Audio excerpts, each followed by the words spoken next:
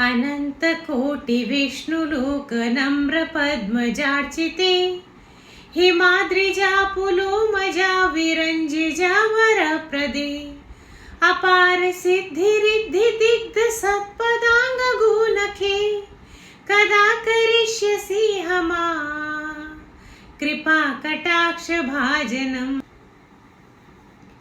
मखेश्वरी क्रियेश्वरी स्वधेश्वरी सुरेश्वरी त्रिवेद भारतीश्वरी प्रमाण शासनेश्वरी रमेश्वरी क्षमेश्वरी प्रमोद काननेश्वरी ब्रजेश्वरी ब्रजाधिपे श्रीराधिके नमस्तुते।